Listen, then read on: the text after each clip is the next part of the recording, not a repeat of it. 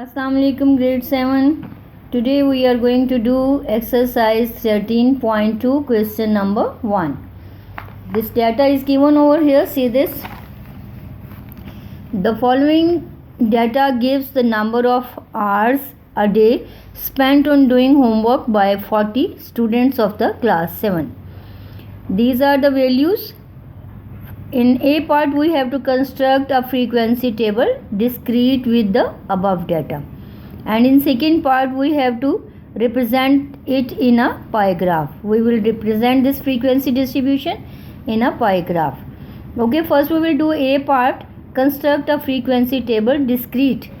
According to the definition I have told you, discrete means the numbers, not in groups. Okay, we will represent this data in the numbers like this. See this.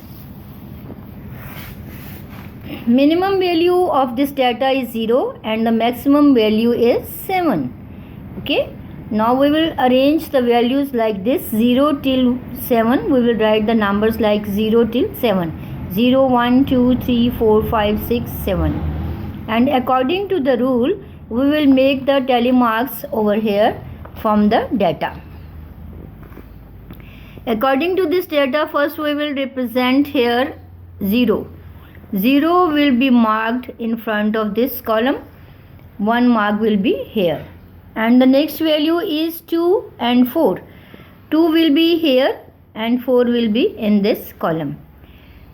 Continuously we will mark all the numbers as a tally mark over here.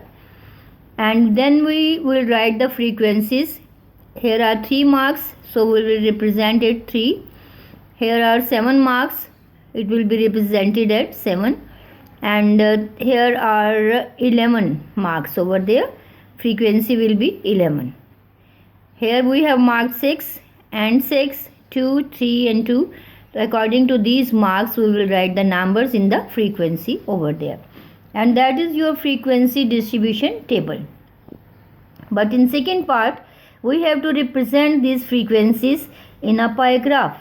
So first we will make another table over here, pie graph table.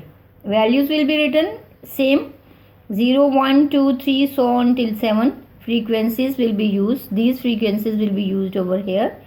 3, 7, 11, 6, 6, 2, 3 and 2. Got it? Sorry. Now there is a very important calculation column over here, like 3 over 40 multiplied by 360. First we will add up all the frequencies. These are 40. Then we will multiply with 360. Each frequency will be divided with 40.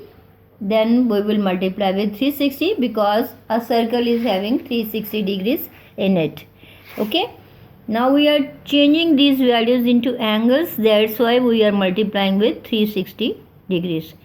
I want to tell you very easy method. First we will divide 360 with 40 and our answer is 9. So we will multiply 9 with all these frequencies.